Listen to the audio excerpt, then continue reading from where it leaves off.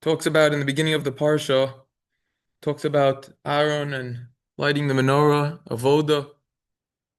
So something very interesting with the avoda is the Kohanim, and as we know from Duchening, they remove their shoes. So the question is, by Yehoshua, when the Malach appeared to Yehoshua, the angel appeared to him at the end of the fifth parak in Yehoshua, he removed his shoe. When Hashem appeared to Moshe by the sneh, the burning bush, Moshe removed his shoes. There's a whole actual discussion, which is very interesting, as to why Moshe had to remove his shoes, as opposed to Yehoshua, just one shoe. But another question is, so we see that removing shoes is done in a holy place. So why then, when we walk in a shul, a yeshiva, do we not remove our shoes? Why then do we daven with shoes on? Amazing. How many people could go through life? How many times you daven? You never encountered. Does anybody have any answers? Because I've researched the topic. Maybe you'll have an answer that I didn't find. It's a good question, right? We have to talk about duchening also, Kohanim, and not wearing their shoes or not. So there's a Gemara in Shabbos Daf Yud that says that Rava, the son of Rav Huna, he put on puzmiki and then he davened. He said, Hikun l'kash Hashem lokecha. I have to prepare to greet Hashem. And the detailed halachas of these are discussed in Siman Sadi Aleph, the halachas of Shmona Esrei. The dress code for davening, we dress appropriately.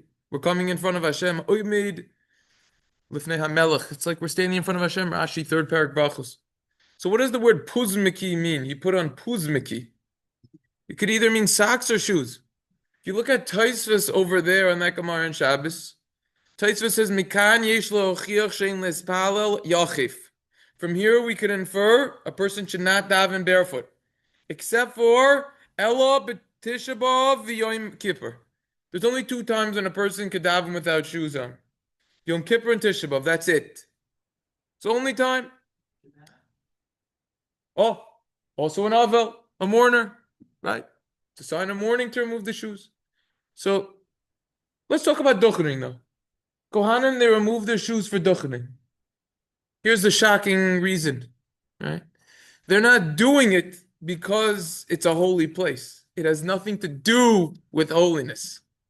Where am I coming from?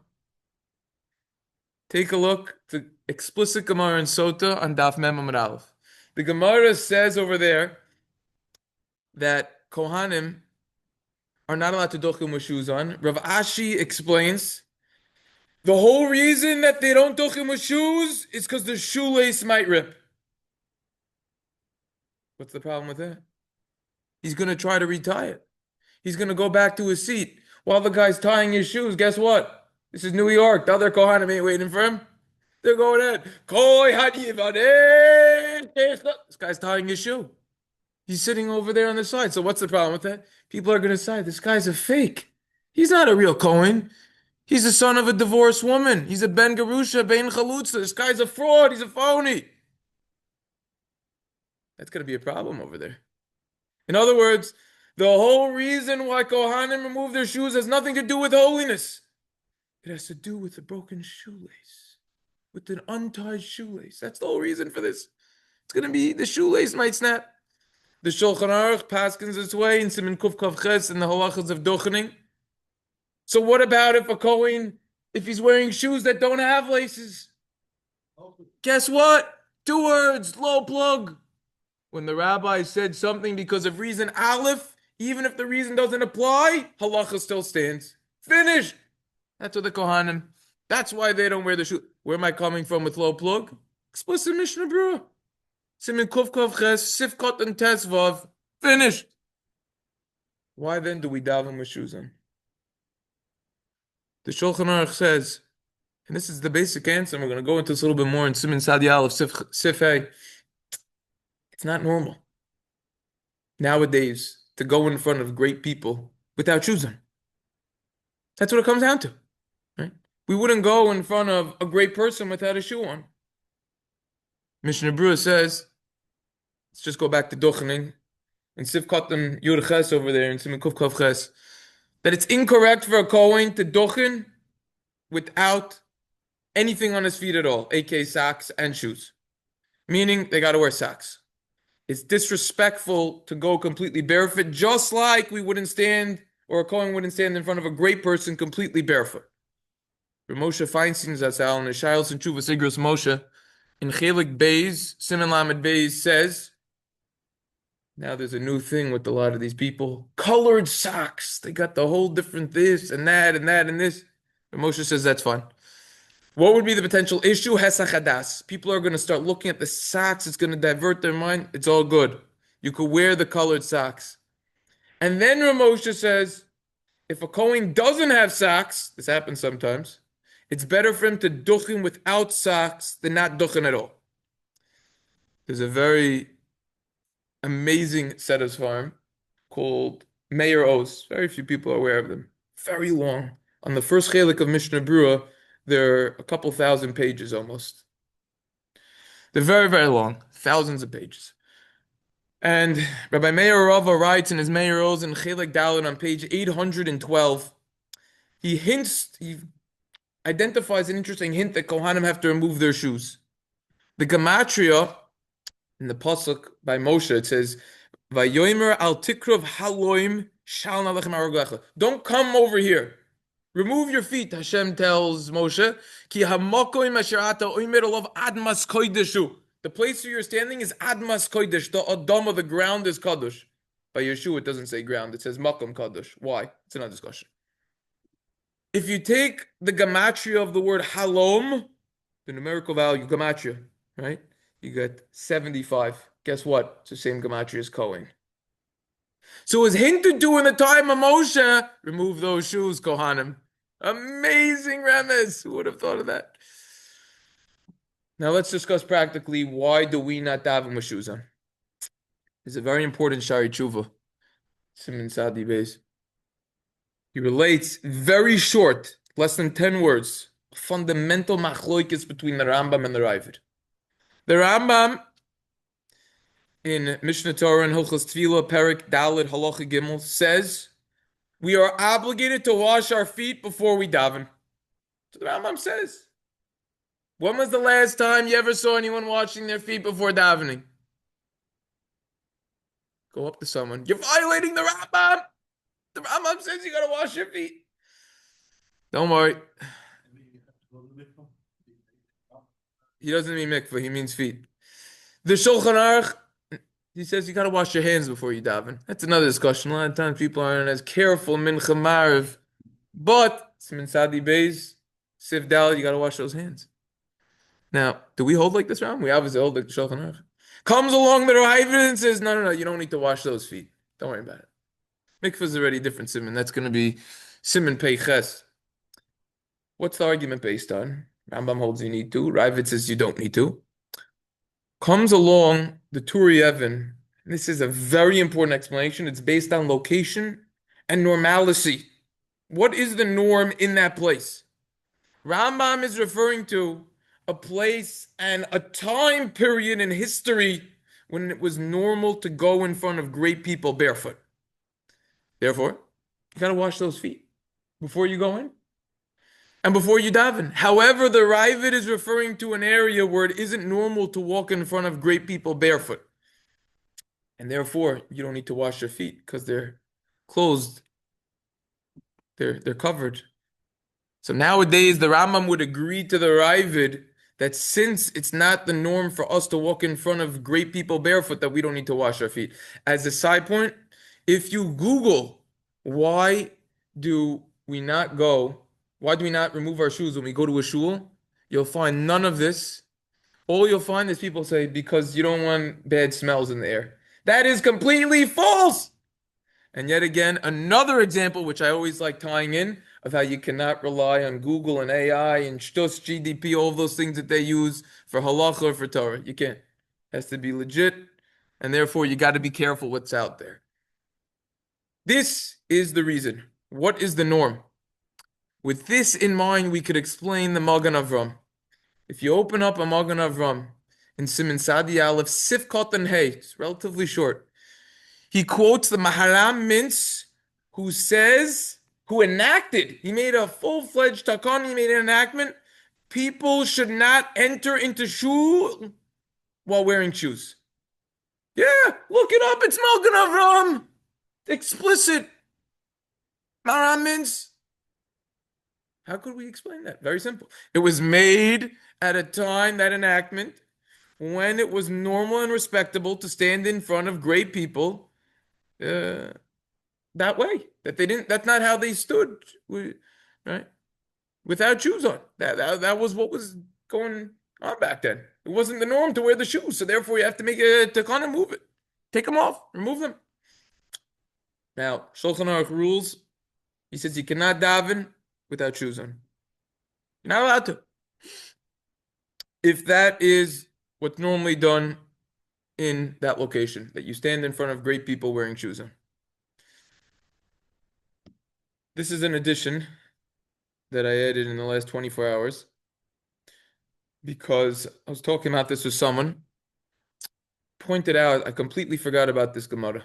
There's a Gemara in Brachos on Samach Gimel, Amud Aleph, talks about, is it permissible to spit, not during davening itself, in a shul, walking barefoot, using it as a shortcut, kapandria. And at the end of that Gemara, there's a whole back and forth over there. Shakla v'tari, but on Samach Gimel Amud Aleph, the Gemara says, Elo marova ki beisoy. A shul is like a person's house. Now, all the Mefarshim discuss what do you mean. The Gemara Megillah says that a shul is a mikdash mat, it's a small base of mikdash. That's already another question. Fine, right? And we could come on to the questions with the shoes, because base of mikdash, you remove the shoes, so to the shul. But he says it's like a person's house. Ma beso akapandria kapid inish adarkiko umanal lo kapid inish af besa knesses kapandria hu dalsa darkiko manal shari. Just like a person's house.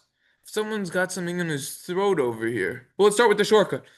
No one's going to use their house if it's in a good location. Oh yeah, all the neighbors around, you could use my actual house as a cut through. No one's going to have their house. You could just use as a cut through 24/7. No one's going to do that. The yard is one thing, but the house, no one's going to let them just cut through their house. So to a shul.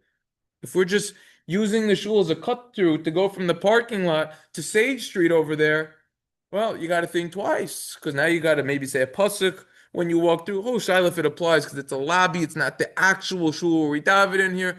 But still, to at least say a pasuk, so you're doing something in the shul. However, a person, if they have something in their throat, so then they'll respectively take a tissue, they'll spit it out. That's fine. Also, shoes, says the Gemara. Shoes. We wear shoes in our house. So too in shul. So the Gemara says. The Gemara doesn't explain why, though. Just what quotes what Rava says. So the Rambam, in another place, in the Mishnah Torah Hilchos Tefillah Parak Yud Aleph Os Yud, Lacha Yud, says it's permissible for someone to enter into shul with shoes. That's what he says explicitly. Now that the summertime's coming, the Mishnah Brura in Siman Sadi Aleph Sifkot and Yud Beis says it's prohibited to daven while wearing sandals if a person's sole on the back of their feet are exposed, unless the sandals are going to be covered because of long clothing, or it's a very hot area and it's the norm to stand in front of great people that way. In the Mishnah Brura, the Aruch HaShulchan over there in Osei says that one should not daven with only socks on unless it's a Shabbat or Yom Kippur, if it isn't the norm to stand in front of great people that way. Same exact idea. All goes on what's normal. And then lastly on this, the Hagos Karen Shlom on the Shulchan Aruch and Sifhei says that one shouldn't daven in slippers that he wears around the house. So this is the basic reason that I'm aware of. If anyone comes up with any other reasons, please let me know so I could incorporate it. But that's what it comes to. Other religions, they do wash their feet before. They do take the shuvah. We don't do such a thing nowadays. Yeah. Very hot in Florida. People go with sandals, and that's how they that's how they walk. So if they would walk in front of a president in that way, President of the United States, for example, so then yes, you could daven like that. That's what it comes to. Here in Mar-a-Lago. Yeah. So if that's what they would do, so then it's normal. Let's discuss something else. We have what time tomorrow? 40? Makes sense, right? Weekend was. Mincha, so you do 15 and We got 15. 3 more minutes. Yeah, 3 more minutes for it. Tisha B'Av, Yom Kippur. One of the five Inuyim, the five ways of afflictions, is removing leather shoes. Why leather? Why specifically leather? Well, the simple answer is that was what was around back then. And leather shoes are called a na'al during the time of Chazal, a shoe, right? And that's what provided comfort back then. Shulchan Aruch, Nor Chaim, Tafrei Shud Dal with those bays. And therefore, that's why it was a problem. However, this is deep. It's brought in the Fuse Farm. One of them is the Shiles and Tshuva Shalu Meshiv in the Mahadura Tanina Chela Gimel, Simin Kufchav Dalid. The bracha that we recite, Sha'asa li kol tzarchi, refers to what? That you did all of my needs. That refers to shoes. There are four different levels in this world. Doimim, inanimate, rocks, dirt, etc. That's the lowest. Soimeach, grows such as grass, plants. Chai, something that's living such as an animal. And then the highest is medaber, us, that we speak. We have the ability to speak. This symbolizes our rulership over all of creation. When we wear leather shoes, it shows that we are running the show. Sha'asali kol tzarchi, when we say that Hashem, you provided all my needs, that means that we have complete authority over everything in the world. Everything is here for us. Hashem commanded Moshe, remove those shoes. Because at that moment, the ground was incredibly holy, and you're not even holier than Domain, the lowest level of ground. Lowest level was incredibly holy back then. Based on this, Rav Shlomo Zalman Auerbach explains, Yom Kippur Tisha B'Av, that is not an appropriate time to demonstrate our very high and lofty authoritative level and position that we have. Shoes that aren't made out of leather don't even indirectly demonstrate our higher status over everything else. Also an Avel, talking about an Avel before. He's not allowed to wear leather shoes. He's not in a position to demonstrate a lofty level. Why? Simple. Pasuk in Koheles. Ein shilton biyom hamavis. There's no rulership on the day of death. The guy could be the wealthiest, the smartest guy, the biggest tzaddik in the world. Guess what? You're about to die. That's in Koheles. Ches ches. When someone dies, they ain't the boss. Even the king, he's not a big shot anymore. So that's why specifically leather we remove. Because leather on a deeper level symbolizes that we have the rulership, and on Tisha B'Av and Yom Kippur and an Avel, we don't want to demonstrate that. Beautiful idea.